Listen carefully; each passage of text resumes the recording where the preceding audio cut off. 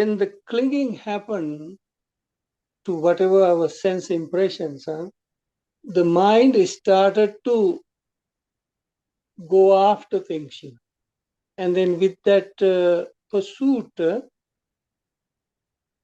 happening something to the body, which started to chalati, that word is called chalati, that means basically our inner system, the energy aspect, basically the physical energy aspect started to some sort of a way shaking kind of a thing. It is a wobbling kind of, not stable. The more the mind keep wandering to the outside, whatever the things are, in favorable, unfavorable ways, and then the system is started to get some sort of agitated. And then the more we keep focusing and go along with it, and then the more unsteady is our body is, And then the mind is wandering, thoughts going that way, the body is unstable. And when this happened, this is where I said the pre-anxiety thing is, you see.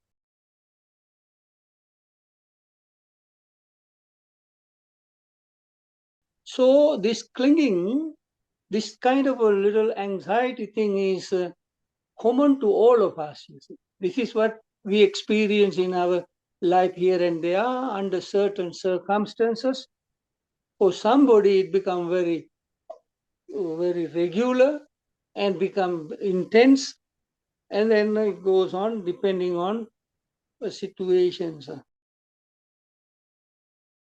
This is why in the meditations that we say don't cling, you see. And then whenever it says the meditation is good for this, good for that, and all this, whatever the health benefits and mental health issues, whenever the where it is mentioned, it is not just simply breathing in and breathing out, you see. That proper focus, the proper understanding has to be there. That way, this, whatever the things causes us ill health, emotional, mental disturbance, will be fixed. Otherwise, just simply spending a lot of time in meditation halls and temples and doesn't necessarily mean it has some benefit, but it doesn't really take care of this mental thing, you see.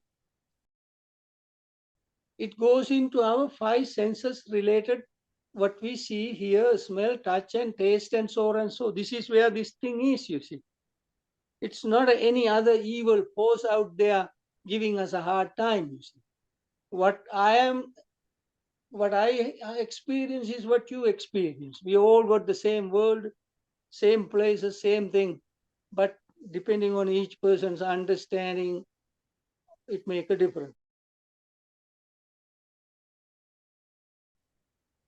This is where actually with this normal choice that we're making, if we are not very careful, not very mindful, not very alert, we over time get addicted to these things. It creates a condition. That is what, when you wake up in the morning and you don't find your coffee or juice, what happened to you, It's going to be a bad day, You started with a bad day because there is no my Starbucks coffee, you see. So that means, I'm half dead already, I need that, otherwise there is no life, you see. So this sense pleasure at the beginning is harmless. It's just simply saying, I like this, I want this for whatever my work and whatever things we need things. That we have to understand, It's like a baby Dracula. Baby Draculas are cute, because they are not that dangerous, But when the time goes by, when it strikes the 12 o'clock, then it can be dangerous, you see. So beginning stage, not simply saying, I like this, it's okay as long as you manage it. Therefore, there is a saying, the Buddha says, Sukha vinichyan janya, sukha vinichyan nyatva, ajjattang eva sukhamanu yunjayi. What that means here is, understand how to define pleasure, understand how to define happiness, knowing how to define the pleasure and the happiness, or pleasure or happiness, then pursue it internally. That is what it says. So that doesn't mean, oh, don't make the choice, don't enjoy things, is not what it says. This is coming even in the meditation instruction, visangyut sukang vedanang vediyamano, visangyuttonang vedeti. When you experience some sort of a pleasant feeling, experience the pleasant feeling without getting entangled with it. So that is where we have the problem. We get entangled with it. So then without getting entangled with it, enjoy the thing. But if we don't have enough practice and understanding of this, then we go into it in full force, and where it's going to take us is a different story, you see. That is where all the addictions and all these other stuff started to come along.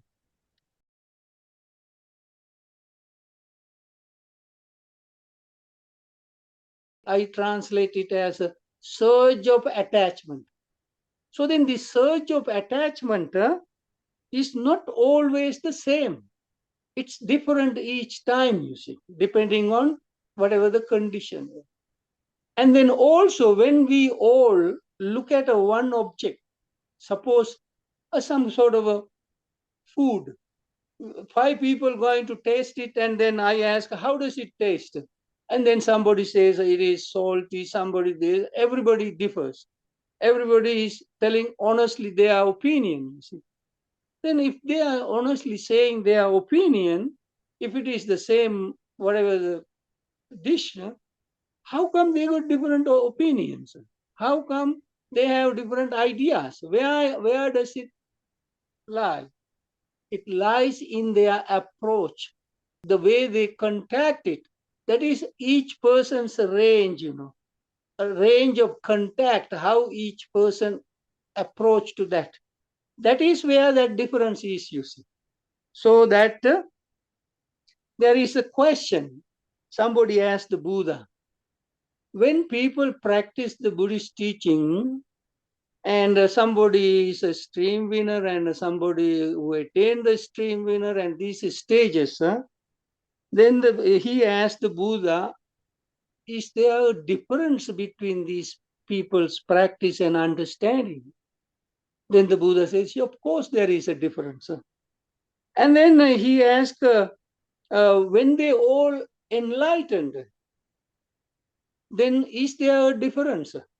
Then the Buddha says, when they are enlightened, there is no difference, because then the Buddha give an example. All kind of rivers, whatever the name that they have, they all head into the ocean. And then until they get to the ocean, they have their own, whatever the name for that river.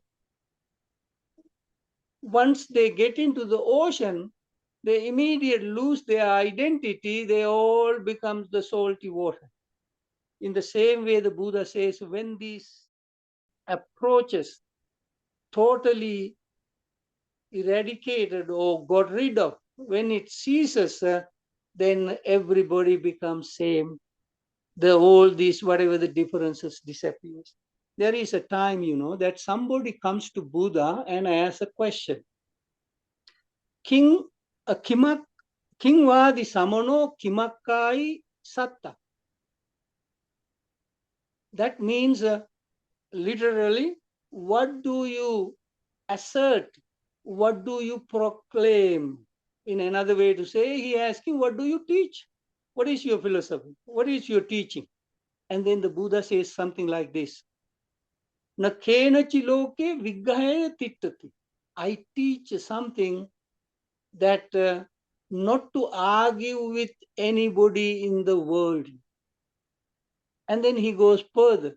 Kamehi visangyuttang tam brahmanang akatang kating chinna kukkucham bhava bhave vitatannang vitatana sanyananusenti.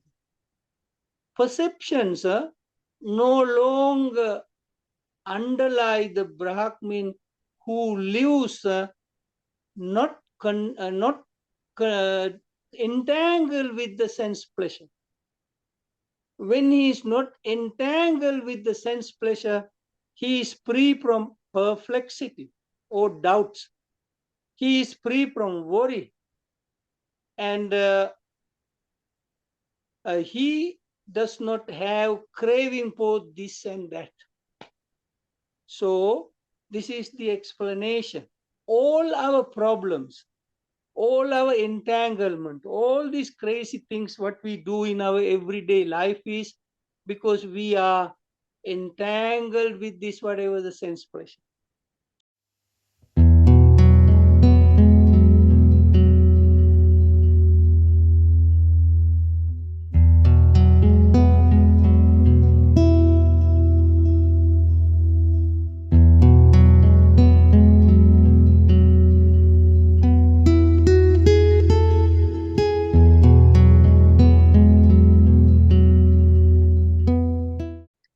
This is why Buddha called it a filthy pleasure. So that means that pursuit, it never ends. It only brings the dark side of dark personality out of us. And we are not aware of it, you see. When this, whatever the selfishness arises in the system, that is where all illusion and delusion begin to arise, you see. And then there is a beautiful saying in Buddha's teaching, Moha sambandhano loko babbarupaya pasati. When we are deluded, when we have illusions, everything looks very real to us. Everything looks very real to us. And therefore, we just keep pursuing it. It looks like, yes, I am going to be happy. I just need to have more of this. Then my problem will go away. And so and so. So the pursuit of this, whatever the pleasure, increases. And it becomes the real thing. And we come to that, whatever the conclusion. If I have more of that, then all my problem will be solved. So we keep harassing other people, destroying the environment, pursuing it, thinking I'm going to be well off until heart attack stop you. Heart attack will stop, put an end to that whole thing on your way to work or on your way to some other place. And then sadly, not enjoying the life, being a slave to this pursuit of the happiness, we just expire. How many people have gone through it? We have seen it. It happened without a warning. Sometimes there are warnings, sometimes no warning. It happens. Our compulsive needs take over our intelligence and the common sense. And no matter how much we go on that line, we only like the appearances, the shape, the color, and the form. Anything else doesn't relate it to me, you see. That means mostly the appearances, the forms, and the shapes, and this is what we are mostly interested in. We never see the character and the personality and the goodness of the person. That is not connecting. And even in our own life, then, the looks, the appearances are more important than the kindness, understanding, patience, the love, these qualities that we have, you see. We never pay any importance to that, you see.